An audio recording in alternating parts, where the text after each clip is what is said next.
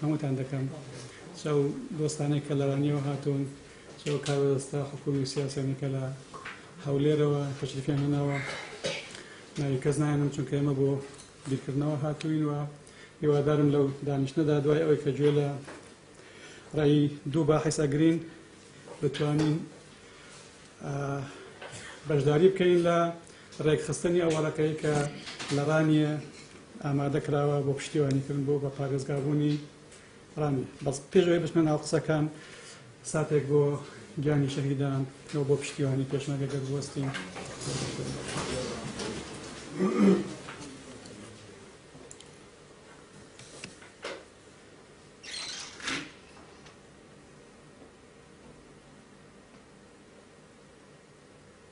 فەرموون. ئێمە لەم دانیشتنەدا کە احتیمالە جێی پرسیاری هەندێک لە میوانان و لە دۆستانیش بێ کە بەوە بە سەرۆپڕی و لە شوێنێکی گەچکە دانیشتوین حەقەدا ئێرانستوی تۆژینەوە گەشە پێدانەوە هەموو کارە دیراسی و فکرەکانی ئێمە لێرەیە. ئێرە مجهزە بە سیستەمێکی تۆمارکردن جاچ بۆ ناو ئەنیستۆ بێش بۆ دەرەوە و تەقالیدی هی ئەنیستۆکانیش لە هەموو دنیا وایە دادەنیشتن و دۆستانە باسی مەوزوعەکانەکەن. لەبەرەوە داوای لێبوردن دەکەم ئەگەر کەموکوری هەیە لە جۆری ئەو ڕێو ڕسمانی کە من لێرە هاتوین لێرە نەمان بوو جارێکی تر بە گەوری خۆتان بمان بەخش. ئێمە لەم دانیشتنەدا وەک لە سەرەتا ئیشارەم پێ کرد بەڕێز دکتۆر خەلیل ئیسماعیل کە پسپۆر لە بواری تاریخ و جغرافیا و تاریخی تەقسیماتی ئیداری لە عێراقدا جگە لە شارەزایەکانی دیکەشی محاضرەیەکەم تەقدیمەکە و هی دۆمیان کاک حوسێنی کورد نەژاد لە سویدەوە لەگەڵمانە بێ کە لە زانکۆی ئۆفسالا و هەروەها پسپۆرە لە بواری ئابووری و دیموگرافیا. هەردووچیان لە ماوەی مانگی ڕابردووخۆیان حاضر کردووە. هیوادارم دوای ئەوەی کە محاضرەکان تەقدیمەکەن ئەگەر پرسیار هەبێ پرسیاریان لێ بکەن تا جوابتان دەنەوە و ئەگەر لە بواری اختصاصدا نەبێ وەقت زۆر نەکوژین باشترە. ئێمە کاتێکە بە سوپاسەوە برادرانی ڕانیە سەردانیان کردین وتن بیرمان کردەوە باشترین پشتیوانی بۆ و هاوکاری و هەماهەنگی لەگەڵیان ئەوەیە کە ژمارەیەک لە کە ئێستا ئێوە لێرە ناوە دوو باحث تەکلیف بکەین وەرەقەی ئەوان دێراسە بکەن تاکو ئەو کەموکوریانەی لە جۆری داواکەدا هەیە بەرتەرەف بکرێن و ئەو بەڵگانەیانە و ئەدلانی کە بۆ بە پارێزگاکردنی ڕانیە و دوایی هیوادارم ناوچەکانی دیکەش ئیستیفادەی لێ بکەن ببنە بەڵگەی بەهێز بەڵگەی نیشتیمانی بەڵگەی دوور لە ناوچەگەریەتی بێ بنەما لە ڕووی لە هەموو کۆمەلگاکاندا هەیە و بتوانین تعبیر لە بەرژەوەندیەکانی ناوچەی پشدەر و بیتوێن بکرێ و ئەو ناوچانی دیکەی کە تەمایە بن بە پارێزگاک و ئەوانە بکردنە بەڵگەی باش تا حکوومەتی هەرێمی کوردستان و پەرلەمانی کوردستان و ڕای گشتی کوردستان بتوانێت هاوکارتان. جارێکی دیکە زۆر بەخێر بێن و ئێستا دەرفەت بۆ کاک دکتۆر خەلیل ئیسماعیل دەکەینەوە لە ماوەی چارەگێکدا دوای ئەوە چارەگێک کاک حوسێنی کورد نەژاد قسەکانی خۆی دەکەن جا دەرفەت بۆ ئێوە ئەکەینەوە. ئیدارەی ڕاپەرین و پیوستەکانی ئەم قۆناغ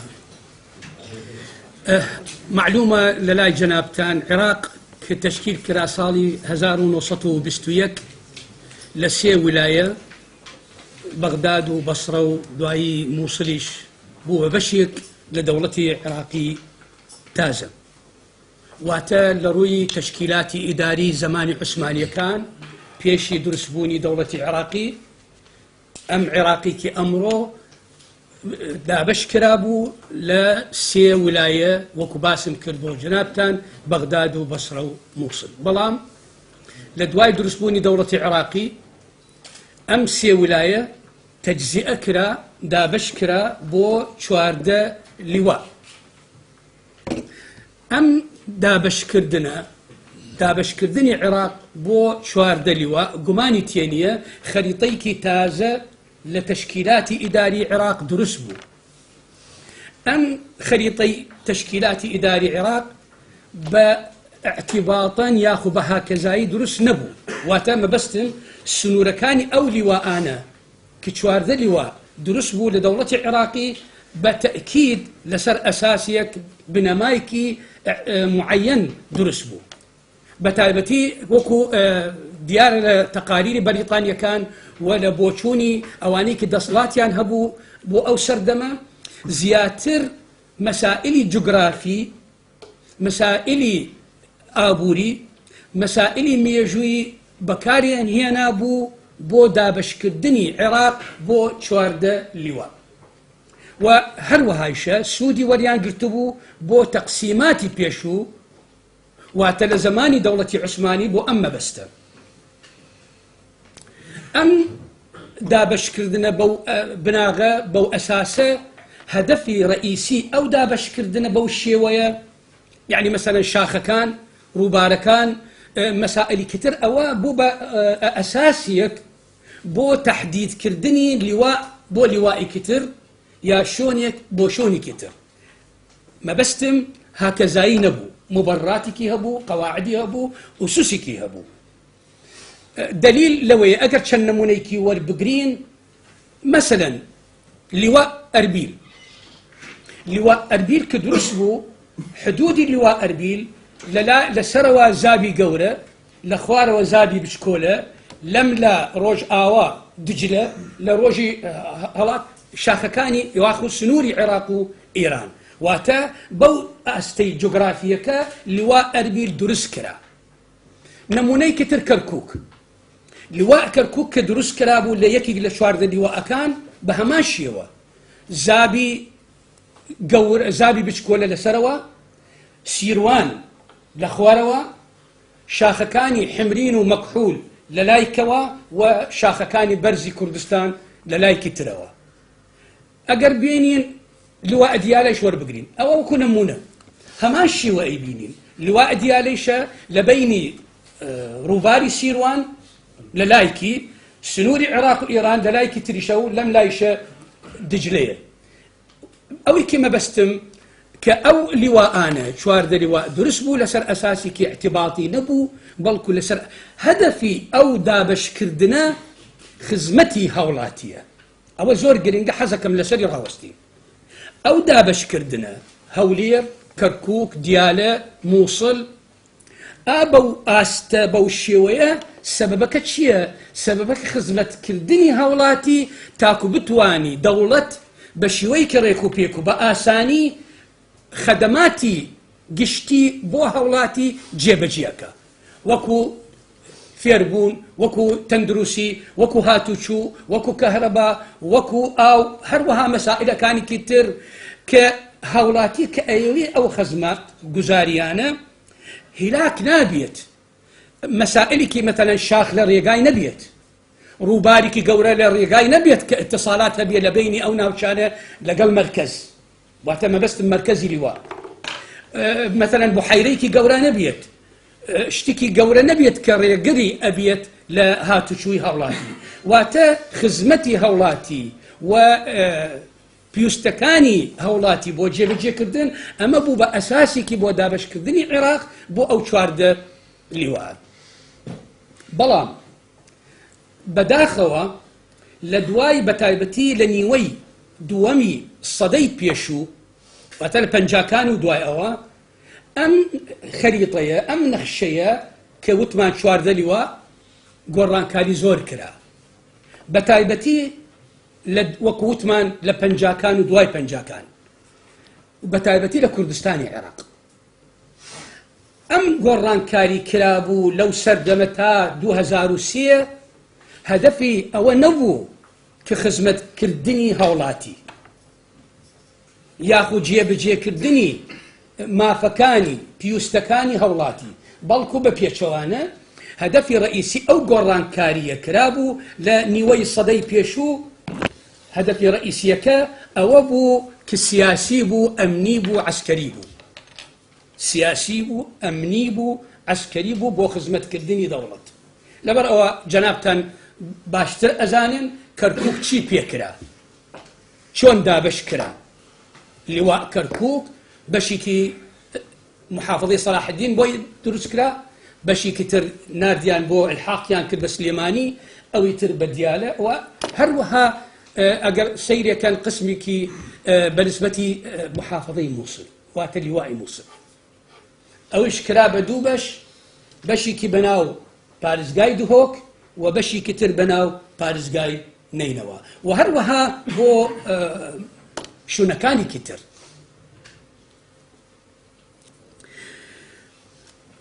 خوي بحقيقات قران كاري لا وحدات إداري اشتكي السروشتية وضروريشة يعني تو من كاليم عراق لهزار نصط بستويك ودواي أوا كرابة شوار دليوا معناه أوليا من ما بس النابي أوا بميني شوار دليوا هتا نخير قران كاري أو اعتيادية وضروريشة مو ضرورية كان هو كاري كي وايلي أبي دولة جار بجار سيري نخشك بكا قران كاري تيبكا بلا مقوتم قران كاري كبو خزمة كردني هاولاتي يعني مثلا زيابوني دانشتوان أما يكي لقرنقترين هو كاريك بو قران كاري نخشي إداري مثلا تو بابني عراق لشلكان ل5 مليون كم تربو دانشتوانيان بلان استحاليا ل36 مليون زيادة وهروها هر بارز جايكي ورا قريب بهماشيوه جماري دانشوان زوربو معقول نيه لعيني شون ولعيني طريقه وبدي قران كاري بكريتوا لو حارته اما يك دو هو كاري دوم ريجي تحضر واتا ريجي شارستبوني شون كان همو ما نزانين روج بدواي روج شاركان زياء بيت جماركيان وقباري دانشتوانيان لسر حسابي كيف لسر حسابي قندكان هر وكو نمونة لچلكان ريجي دانشتواني شاركاني عراق لبستو بينج لسطا كان تربو زوري لقند بون واتا ريجي قند دوري حفتا لسطابو بلام امرو ببيتشوانية امرو جماري دانشتواني شاركاني عراق وبتابتي لكردستان لسطا هشتاية قندكان لسطا بيستا اما خوي لخوي ابي دسكاري نخشي اداري بكريتوا هو كاري سيهم او بربيداني كي دكريت لدنيا لهرشونيك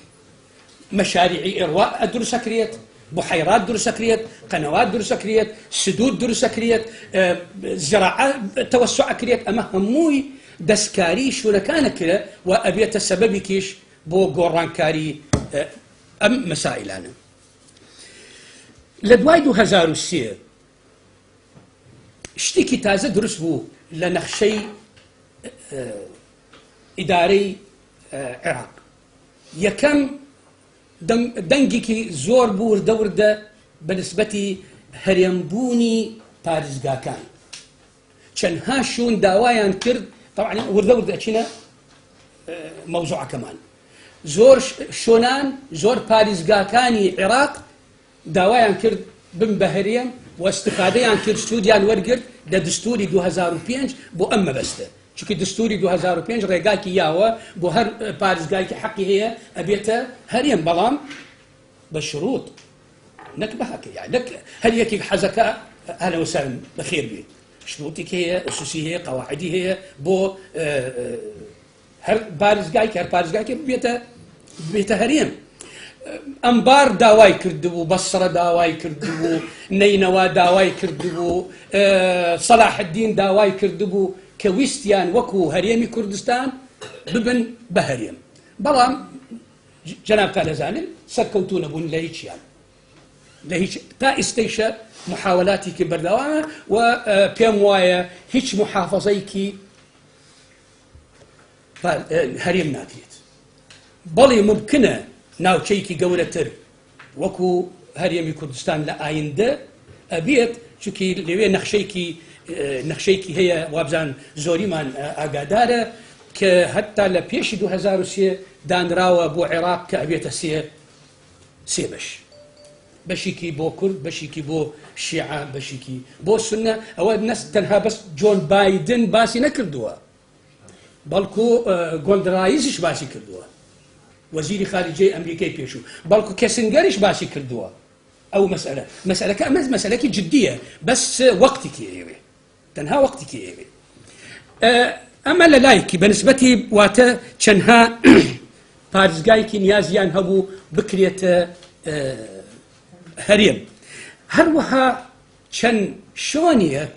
چەند ناوشەیکی لەم ڕۆژانە ویستیان یاخو ئەیانوێ بکرێتە پارێزگا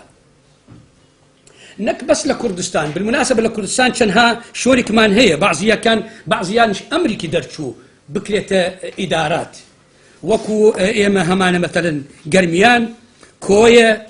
سۆران هەڵەبجە ئاکرێ و ڕاپەڕین ئەمانە لە ئارایانە حتى ئەمریکی وزاریشی دەرچووە بۆ بەعزیان بۆ تەحویلکردنیان بۆ ڕاپەڕین و تەعاملکردن لەگەڵیانە وەکو پارێزگا هەروەها لە ناوچەکانێکی دەرەوەی هەرێمی کوردستان ناوچەکانی کوردستانی دەرەوەی هەرێم هەمان شیوە چەندها شوێنێکمان هەیە داوایان کردبوو کە ببن بە پارێزگا وەکو خانەقین بالمناسبة پێشی 6 ساڵ داوایان کرد لە من ئەو کاتە مام جەلال یادی بەخێر بێ کە دەسڵاتێکی هەبوو لە دەورەی دووەم دەسڵاتی هەبوو بۆ ئەم مەسئلەی توانای دەستکاری ئیداریەکانی عێراق بکرێت داوایان کرد لە من شتێکی دەربارەی پارێزگابوونی خانەقین و فعلا شتێکمان دروست کرد و چوو بۆ بەرلەمانی عێراق بەڵام لەوێ ڕاوەستا خانەقین سهل نینەوە استیشە لە ئارایە بکرێتە پارێزگا تەلعفەر دووس خورماتوو و سنجار پێری ئێمە شتێکیمان باس کرد هەر لەم شۆنە بۆ ئەم مەبەستە لە ناوەڕاست و خوار و عێراقیش ئەو دەنگە هەبوو چەندها شۆنێکی داوایان کردبوو بکرێتە پارێزگا وەکو زوبێر لە پارێزگای بەسڕە کوفە لە پارێزگای نەجەف سوق الشيوخ لە پارێزگای زیقار ڕفاعی عەزیزیە لە پارێزگای بابل پارێزگای واسط ئەمانەیشە لە ئارایە و تەحریک کراوە لە ئاستێکی بەرزیش ئەم احتیمال سەبەبەکە تاکو ئشکالات دروست ئەکرێ بۆ هەرێمی کوردستان ئەویش ممکنە چونکە لەو کاتێکی چەندها شۆنێکی لە هەرێمی کوردستان داوایان کردبوو بۆ پارێزگا ئەمانەیشە داوایان کرد تاکو نەوعێکی لە ئەحراجە بێت و نەوعێکی لە ڕێگر بن بۆ ئەم مەبەستە ئەم داواکارە موضوعمان کوردستانە هەرێمی کوردستان بە تایبەتی ئیدارەی ڕاپەڕین ئەم داواکارە واتە ضرورية صحية طبيعية ئێمە بە طبيعي وەرەگرین بە تایبەتی ئێستا عێراقیش ببوورە کوردستان بەرەو تەقریری مەسیری خۆی ئەکرێ لەبەرەوە دیراستکردنی ئەم مەسائلانە ضرورية و دەستخۆشی ئەکەین بەڕاستی لەم سنتەرە کە لە ئاستی خۆیان ئەم شتانەیەکی وەرگرتووە ئەبێ دراست بکرێت چەند بە قازانجی هەرێمی کوردستانە چەند ئەم شۆنانەی کە دەستنیشانن کرد بە ڕاپەڕینیشەوە ئیدارەی ڕاپەڕینەوە چەند لە قازانجی ئەو تەوەجوهات ئەو قۆناغەیەکی ئێمە ئەمڕۆ تیاین کە نیازمان هەیە ئێمە ڕاپەڕین دروست بکەین ڕاپەرسی دروستەکەین و دەوڵەتێکی کوردی لە ئارامانە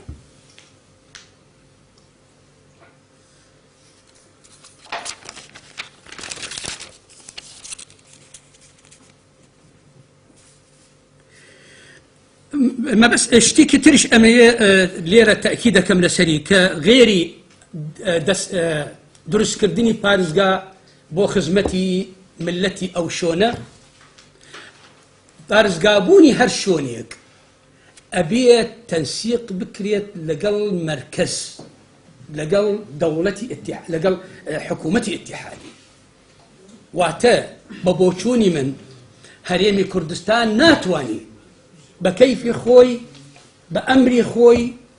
بارزقاي في دروس بكا لبرأ سيرة كين قرميان تايسة قرميانة هەڵەبجە چەند محاولاتێکی بەجددیان وەرگرتبوو بەڵام هەڵەبجە هەر خۆیەکی بەڵی دەستکاری کراوە بەڵام نەکراوەتە و ناشەکرێت بە قەرارێکی هەرێمی ناکرێت بە پارێزگا مادەی 114 لە بابی چوارەم فەقەرەی 4 لە دستوری عێراقی 2005 ئەم فەقەرەیە تایبەتمەندیە بە ڕەسمی تنمية وتخطيط عام لعراق أميش جزء لمسألة تخطيط وتنمية عراق لمرأة أبي أما تنسيق بكريتوا لبين حكومة هريم ولبين حكومة اتحادي خالي كتير إما كأمر دانشتين ليرة براستي حزكين بواقعي بجدي باسي موضوعي إداري رابرين بكري إداري رابرين شن مبرراتك هي لروي جغرافي لروي تاريخي لروي كوملايتي لروي آبوري بو درس كردني أم إدارية بو بارزقا آية أجر وابميني چه مشكلة آية أجر بكريت ببارزقا چه قازانج من هي ياخو چه بعكسوا چه سلبيات مانه إما نياز من هي براستي لدواي أو مقدمة باسي أو مسائل أنا أكريت أو إداري رابرين وكنا مونا استيما باسية كين أبي سنوري كي هبيت أم سنورة وكو باس مانكر لبداية كي باسي هولير مانكر أربيل مانكر وباسي كركوك مانكر ديالة مانكر وهروها نوشكاني كتير آية إداري رابرين بقلات زو بأرانية بنواحي كانشيان آية سنوري كي طبيعيا هي كأبيت مايي تايبة مندي خوي كجيوازة بيت لقل دورو بشتي أما سؤالك مشروعة أقل بلي نخير نية وطبيعية لقل ناوشكاني كتر وهذا شو مبرريك هي أما لروي سنورة كاني يا أخو آية مميزاتك تايبة مندي هي لروي أتنوغرافي أتني يعني لروي قومي لروي ديني لروي طائفي كجواز لدور بشتي كأما ضرورية هروها لروي آبوري آية أمنا وشيء ما أمر باسي أكين جوازي هي لقمنا وشكاني دور بشتي لروي آبوري أما أبي مناقشة بكريت أقر إيما بلي هي أو خالانيك باس ماكر أو مسألة كتير خالي كتير أبي أو ناوشيكي نيازي هي لإداري بكريت بارزقا أبي مقوماتك آبوري هي ومواردي سروشتي هبيت تاكو بتواني بربيداني أو ناشبكا يعني مثلا وكو مواردي معدني وكو مواردي زراعي وكو مواردي حيواني وكو مواردي سياحي وكو مواردك آثاري كأبيت مالبندك بو تطوير كدني أو ناوشية أجر بس بو ناوكتاكو أو ناوشة لجياتي ببيت قضاء أبيت بارزقا أو موضوعي كتير هلا بر أو وكو باس مانكر بيش إشارة مانكر قراري رئاسي هريمي كردستان رقم 5 صالي 2011 أمريكا دركب كاستحداثي إداري كي بناو إداري رابرين لقل سوران وهلبجة بو هسيان إداري كدوا دواي أو مجلس وزرائش قراري كي دركب بناو برقم 1650 بو تحويل كدني أم إداراتنا كمرحلة كم وهر سنتريكي تعامل بكري قليا وكو بارزقا بين سر رابرين وكو جنابتان شارزاتر لمن بيوندي بدو قضاوانية كبريتية لشوار قرنو بيتواتو حاجي آواو ناحية مركز وقضاي بجدر كبريتية ل هيرو خلشو ناودشت زاراوة وناحية قلعجزة مساحي أمنا وشي بو معلوماتي خوم 2150 كيلومتر زماري دانشتواني لسيه 100,000 كمترنية نزيك كمترنية منوتن كمترنية أقل في 16 كمترنية خوي تقديراته بالمناسبة چونکە ئێمە ئەحسامان نییە ئەمە خاڵی یەکەم ممەیزەی دووەم ئەم ئیدارەیە لەگەڵ ئەویشە احتیوائی بوحەیرەیەکی زۆر گرنگ ئەکا کە ناوی بوحەیرەی دۆکان لەگەڵ ئەویشە گرنگیکی ئابووریشی هەیە بە تایبەتی لە تەنیشتی سنووری عێراق و ئیرانە خەڵێکی هەیە لە بینی کوردستانی عێراق و لە بینی ئیران ئەمە گرنگیکی زۆر هەیە نەک تەنها لە ڕووی ئابووری بەڵکو لە ڕووی جیۆپۆلۆتیکیشە لە ڕووی جیۆپۆلۆتیکیش خاڵی سێهەم ڕەهەندی تاریخی ڕەهەندی مێژووی قەضاء ڕانیە لە زمانی عوسمانیەکان قەضاء بووە یەکێک لە کۆنترین قەضاء کە ڕەبط کرا بە ئیدارەی مووسڵ کە مووسڵ بوو بە وولایە ساڵی 1879 ئالەو کاتە ڕانیە قەضاء بووە ئەوە لە ڕووی مێژووی هەروەها قەضای بژدەریش لە مباشرەتەن لە دروستبوونی دەوڵەتی عێراقی یەکێک لە یەکەم قەضاءەکانی عێراق بووە بۆ تەرجمەکردن ئەم خەسڵانە ئەم ممەیزاتانە بۆ ئەرزی واقع چەند پێشینارم هەیە تاکو بتوانین استفادە لەو خاڵانە بکەین بۆ پارێزبوونی ڕاپەری یەکەم پێم وایە هەیئەیەکی بەرز باڵا تەشکیل بکرێت لە خەڵکەکانی دەسڵاتداران و وجەهائی ناوچەکە بۆ متابعەکردنی ئەو خاڵانەی کە باسم کرد لە ڕووی ئابووری لە ڕووی ئیمکانیات لە ڕووی تەطبیق قانونی لە ڕووی دستوری لە ڕووی مەسائلی کتر متابعە بکرێت دووهەم من پێم وایە ئەگەر سەیری خەریتەی ناوچەکە بکەین پێم وایە لەگەڵ ئەو دوو قەزاءەکەی کە باسم کرد بە نەواحیەکانی ئیضافە بکرێت بە ناحیەی بنگرد و چناران و هەروەها خدران بۆ تاکو بحەیرەکە ئەبێتە ناوڕاستی ئەو ناوچەیە و لە جیاتی ئەو ناوچانێکی ئێستا باسم کرد لە جیاتی تەعامل بیکەن لەگەڵ سلێمانی کە چەند دوورە نەخێر تەعاملەکەن لەگەڵ ڕاپەرین ئەمە یەکەم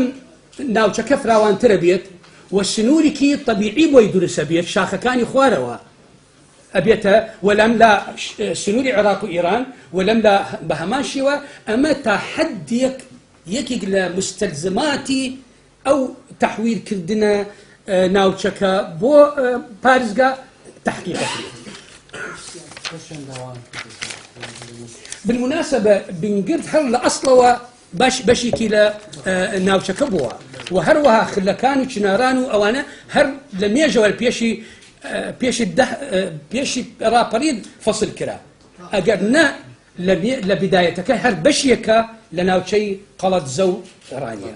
هەر لە ئەسڵەوە لەگەڵ ئەوانە بووە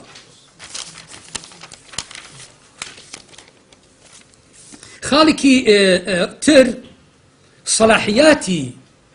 ئەو مؤسساتانەیەکی لە ڕاپەرین لە ئیدارەی ڕاپەرین زۆرتر ببێت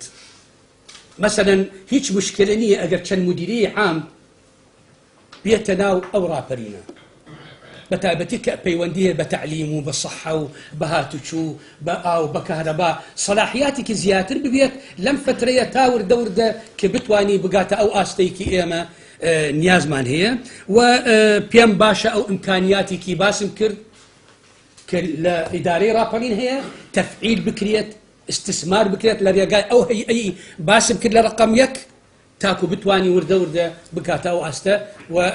داوای لە بڵێن ئەگەر تۆزێکی دوور درێژ بوو سوپاستا دەکەم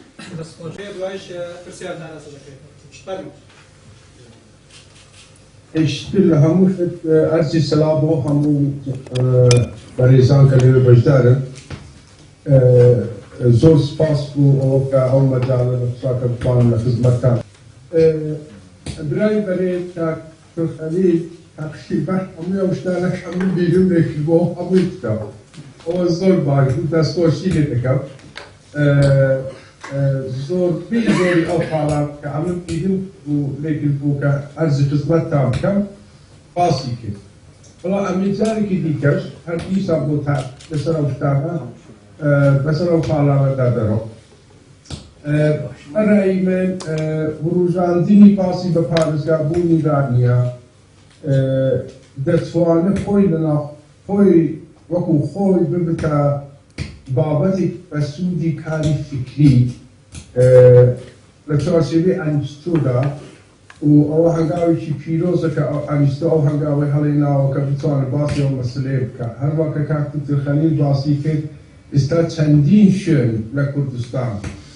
او پرسیان وروجان بوا بوی گرینگه که لکردستان اما بگین فرمول و دراسی او کیسانه که دینه کرد و که بتوانین متودک من هبه بتوانیم ایدوکیک من هبه که فید اگرشتی نکردی که چون رفتار بده نشته لحموش دبید از شام بگید که پرسی آرزگاه بود اوی که استا اما باسی بگید ام پرسلا یعنی زانستی سیاسی اداری ہے لگی اداری خاصا ام پرسلا یعنی سیاسی ہے يعني مربوطة بعلوم السياسة. خالقي ترين أوي كأو كسلا يعني المزانستي أوي كفيدا region now so regional planning or regional studies أو discipline كي أكاديميكا يعني أو شوار أنا هكورتي لبری اکادمیک را او بابت ادرا و both سه دیسیپلینا یعنی یاسا و اداره پلاندانان و ریجنال استادیز خاصان با سیاستش ام بریاره که رانیا بمتا پارزگایانا دیگه ناتوانیم استا اگر اکسیارم ناب ولامی بینوا که دیگه نادی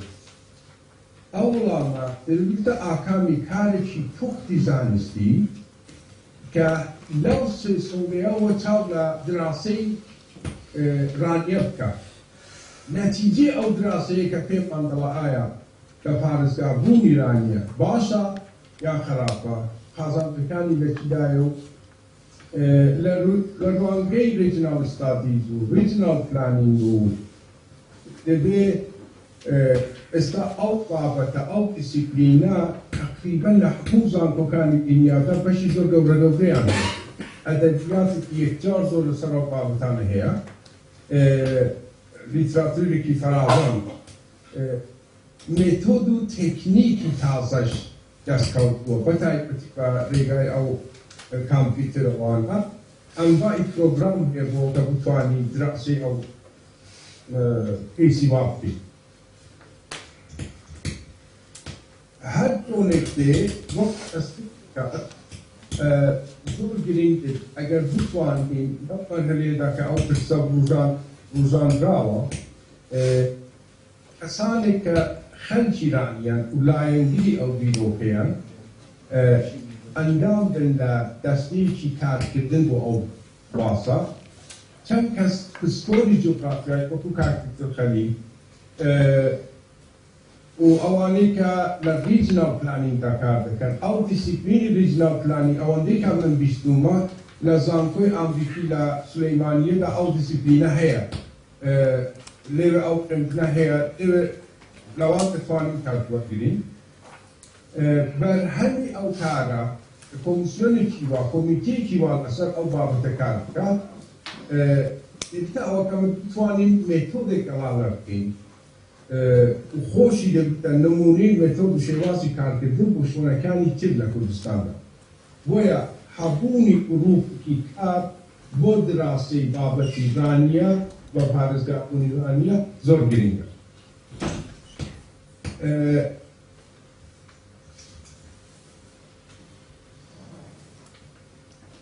حاصل دراسي رانيا كتوا ايبستا برنامه شد لا سیس سیستم داده بخوای ببینید با یکی از سیستم سروشتی رانیه ناتشرال سیستم اوی که دکتر باز كأجر أمبتينا ناو جوجل إيرث شاول الراشدة كين طبيعة السروش إيرانية چون سنوركاني بشيوه سروشي نشان دادو دردها. أو زور گرینگا كدراسي natural system بكره.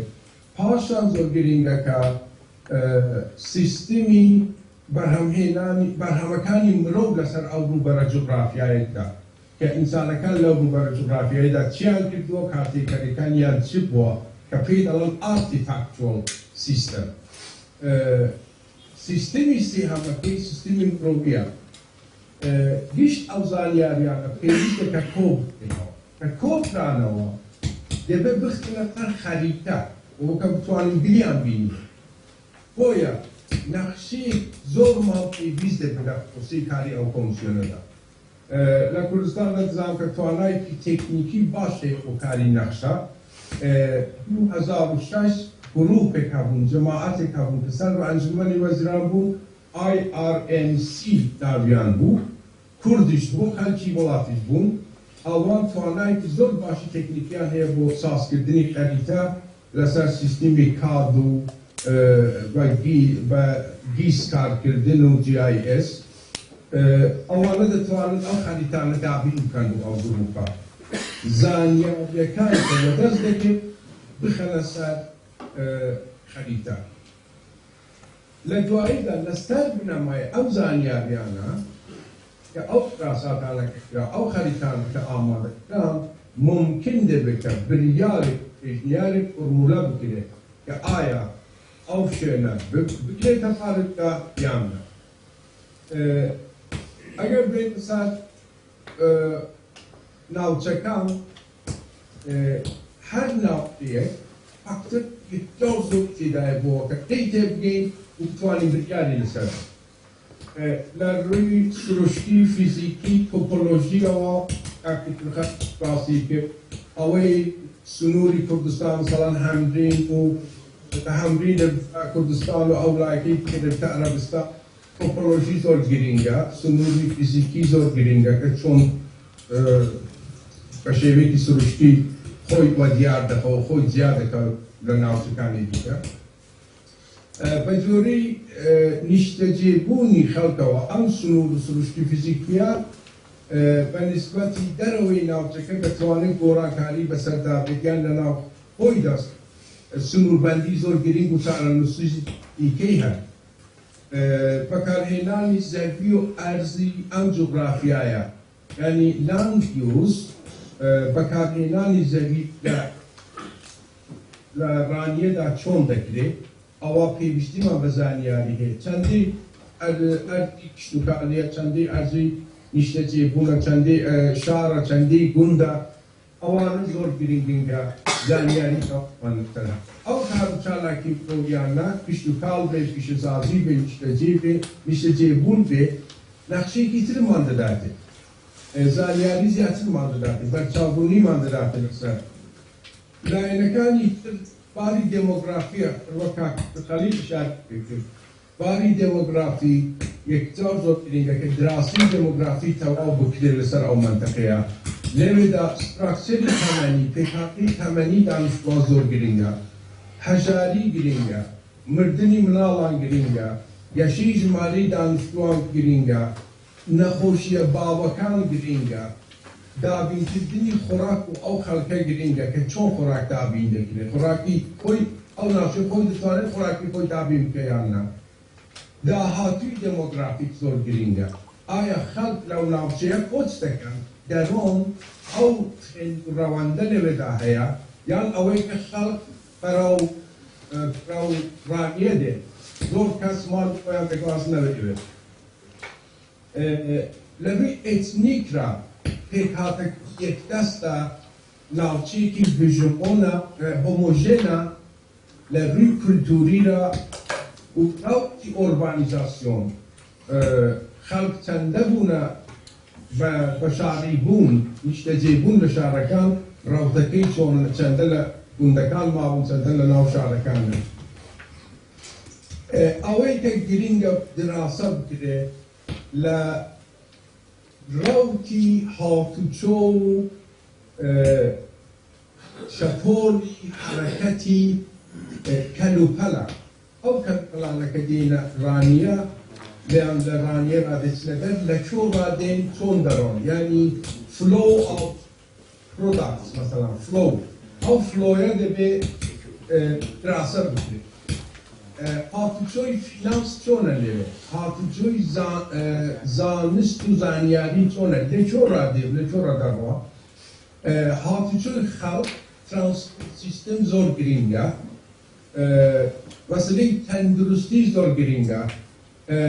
چنده بینگه تندرستی آنیه چنده نخوشخانی امام ناوندیان هیا چنده فیلستیان به نخوشخانی دوری حولر یان سلیمانی هیا سیستمی پرورده زور گرینگه جماری دانشجویانکی خوێندنەکەی جۆری خوێندن مەرحەلەی جیاوازی خوێندن هەتاکە تۆ هەیەتی کارتێکەری ناوچەکانی دەوروپیش لە سەرفرانیە چییە؟ ئایا لە ڕووی سیاسیە دەست و پێی بەستووە؟ ئایا لە ڕووی ئابووریدا گرێدراوە منطقەیەکی دیکە ناتوانە خۆی لێ جیاکاتەوە؟ یعنی پەیوەندی و کارتێکەری دوولایەنەی نێوان ڕانیە و ناوچەکانی دەوروپیشتی گرنگە. نێتوۆرکی هاوکاری و پەیوەندی ڕانیە خەڵک چۆن پێکەوە کار دەکەن؟ چی خەڵکی بە یەکتری گرێداوە؟ کامل نێتوۆرک لەوێدا هەیە و جێگیر بووە سنەتی یان لێوە هەیە مەسەڵەن بە 30 ساڵە هەروایە ڕانیەوە. پاشان ئەوانە لە پاشان دێنە سەر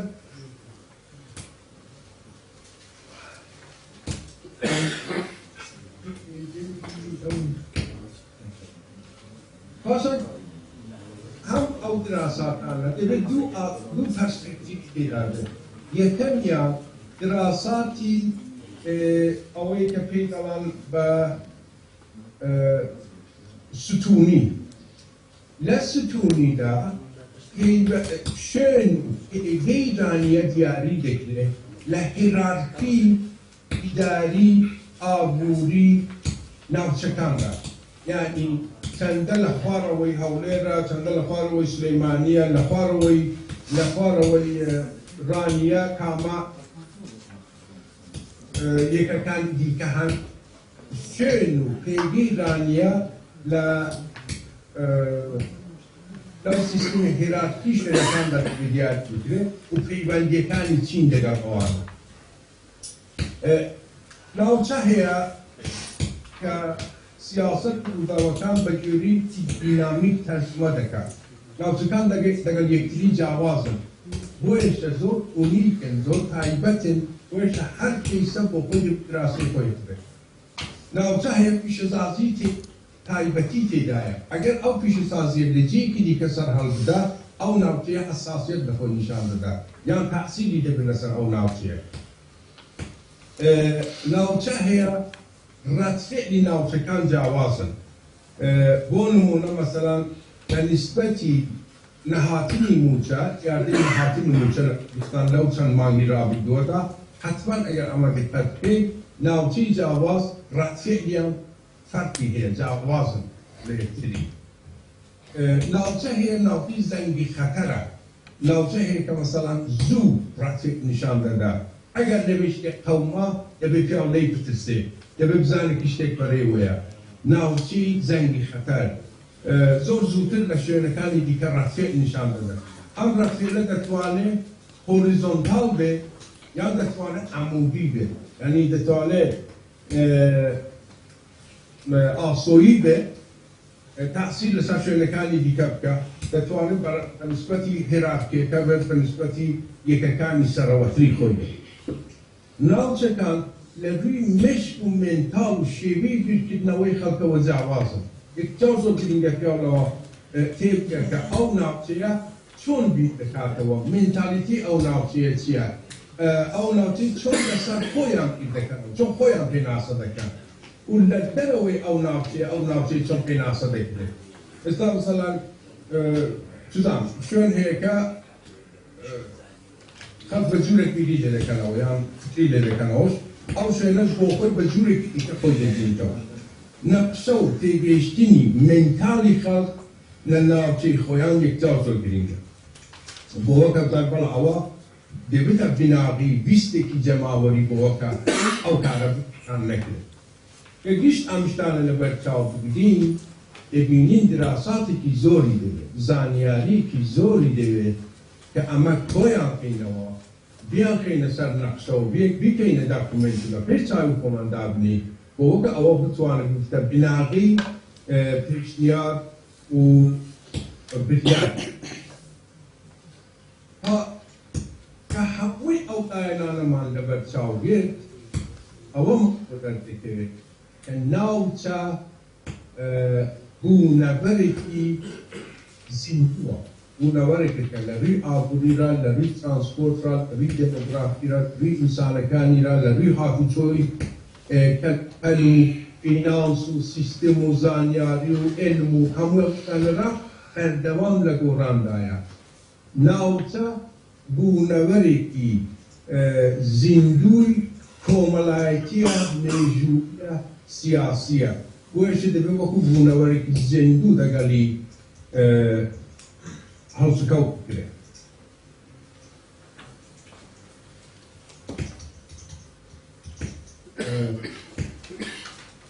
طبعا ويكا تنسيق كيبو بارزقابون دبي بزاني كأوبا بارزقابونا تشتكلا رامي دا باشتكلا رافرين دا باشتكلا گرفتگان گرفتارچین هم نو گرفتانه طریقای به پاکستان و چاره سرده او بسیاره کو چاره سر کردنی ام گرفتانه چارو ریگای که هی یان نیه یان ریگا که اوی که بتپارسته داخل بس